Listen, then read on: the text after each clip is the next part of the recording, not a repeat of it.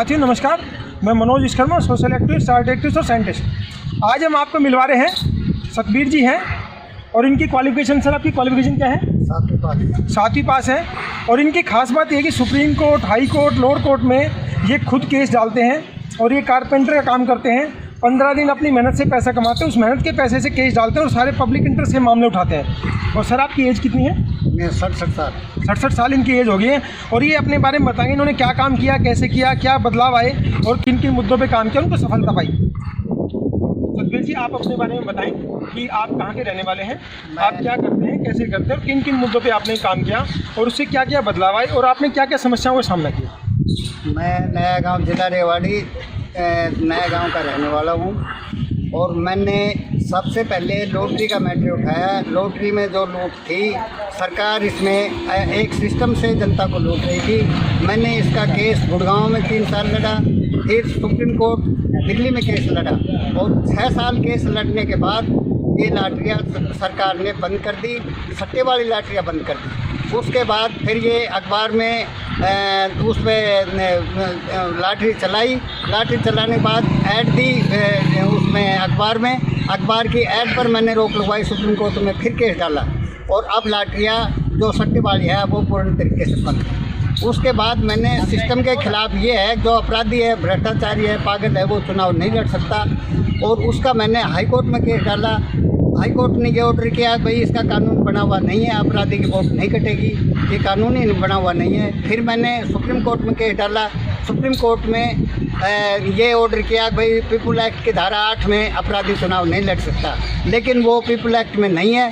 अपराधी दरोदर सालों साल चुनाव लड़ रहा है और उसके ऊपर माननीय सुप्रीम कोर्ट ने एक डायरेक्शन दी हुई है कि जो अपराध है, जो भ्रष्टाचारी है, वो अपना चुनाव आयोग में अपना रिकॉर्ड जमा कराएगा। लेकिन पार्लियामेंट में इस चीज़ का अब तक इन्होंने एमपी या किसी विधानसभा में अपराध के खिलाफ कोई कानून नहीं बनाया और इसलिए अपराधी हमारे ऊपर राज कर रहे हैं और इसका सलूशन अभी तक निकल नहीं पाया है।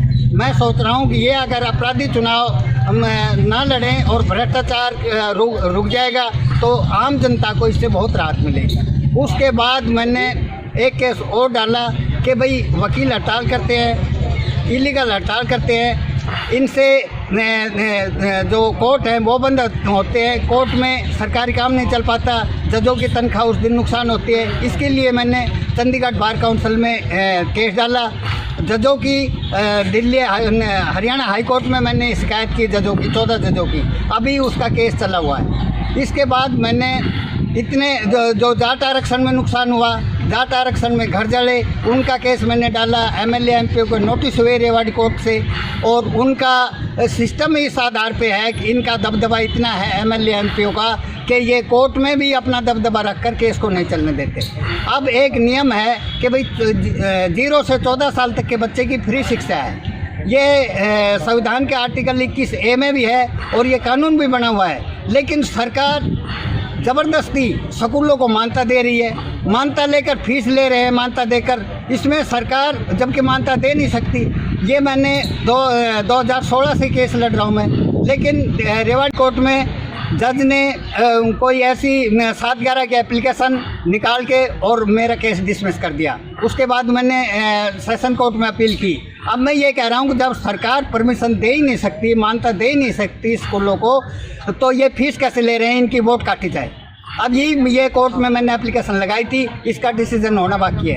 एक द्वारका कोर्ट में मेरी बच्चियाँ पढ़ रही थी, उन्होंने 1,38,000 फीस ले ली। उसके बाद मैंने कोर्ट में केस डाला, उसके बाद रिकवरी सूट डाला। वहाँ भी मैंने दिल्ली के 70 एमएलए और जो एजुकेशन अधिकारी हैं उनके खिलाफ डाला कि भाई इनकी वोट कटे। जब कानून ही नहीं है 14 साल तक के बच्चे का फीस लेने का, तो इन्होंने सरकार ने मान्यता कैसे दे रही है। इन्होंने सिस्टम को बंधक बना के रखा है और जैसे अंग्रेज हमारे देश से पैसा लूट कर विदेश में भेजते थे, ऐसा ये दूसरी कॉपी अंग्रेजों की 2 कॉपी है एमएलए और एमपी, और सिस्टम को बंधक बना रखा है। युवाओं को कुछ संदेश देना चाहेंगे आप? युवाओं को, हमारे देश के युवा हैं, उनको इतनी जानकारी नहीं है कि भाई सिस्टम हमारा क्या है, हम सिस्टम के साथ कैसे जुड़ सकते हैं। उनको तो अपने पेट भरने से मतलब है, युवा जुड़ते ही नहीं है। युवाओं को इतनी जानकारी नहीं है। खुद जो कोर्ट में बैठे हैं जज उनको जानकारी नहीं है कि हम क्या नियम दे, ये सरकार के अधीन होकर केस का फैसला करते हैं, हाई कोर्ट भी और सुप्रीम कोर्ट भी और नीचे सिविल कोर्ट भी। युवा जब साथ जुड़ेंगे, युवा अगर जागरूक हो जाए तो ये अपराधी 543 MP और MLA की कोई ताकत नहीं है कि ये देश को लूट ले, लेकिन युवा जागरूक हो नहीं रहा। हम 70 सालों से लड़ाई लड़ रहे हैं, 70 सालों से हमारा देश गुलामी है, आज़ादी का तो नाम है, क्योंकि ये पैसे लूट रहे हैं और लूट कर विदेश में भेज रहे हैं, और वो अंग्रेजों वाली लूट बाकायदा बरकरार है। धन्यवाद सर, आपने हमें जानकारी दी और इस जानकारी से बहुत सारे युवाओं का, बच्चों का, अगली पीढ़ी का फ़ायदा होगा।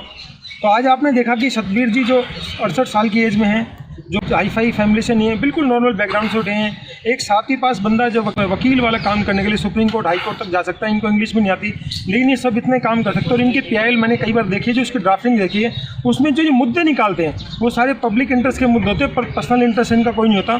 सिस्टम से लड़ने में जोर पड़ता है, लेकिन ऐसे लोगों की वजह से दुनिया में अच्छाई जिंदा है, और हम चाहते हैं कि ऐसे लोगों को और ताकत मिले। सतबीर जी ने जो काम किया ये बहुत सारे लोगों को प्रेरणा देगा, हमारे जैसे अगली पीढ़ी में अब जाएँ हम भी और अच्छा काम कर सकें, क्योंकि ऐसे लोगों की वजह से ही, चाहे हमें वो डायरेक्टली बेनिफिट नहीं होता, कोई एक आदमी कोशिश करता है उससे इनडायरेक्टली उसके बहुत सारे रिजल्ट आते हैं, जिसकी वजह से और दूर तक फायदा होती है, इनका डायरेक्ट लिंक भी नहीं होता है। आज हमने सतबीर जी से आपको मिलवाया, अगली बार हम आपको और ऐसे एक्टिविस्टों से मिलवाएंगे जो अलग अलग मुद्दों पे काम करें, हमारी ज़िंदगी में बदलाव ला रहे हैं। धन्यवाद, जय हिंद। साथियों, आपको हमारा वीडियो अच्छा लगता है तो इसको लाइक करें, शेयर करें, सब्सक्राइब करें और आइकॉन बेल पर जाकर इसको प्रेस करें, ताकि आपको हमारे नए नए वीडियो मिलते रहें। आपको हमारी वीडियो में कोई भी इंप्रूवमेंट लगती है, सजेशन लगती है, आपको कोई कमी लगती है, आप सुझाव देना चाहते हैं तो कमेंट सेक्शन में जाकर हमें इसके बारे में जरूर बताएं, ताकि अगली बार जो भी वीडियो लाएं, जानकारी लाएं और बेहतर से बेहतर जानकारी के साथ लाएं। धन्यवाद, जय हिंद।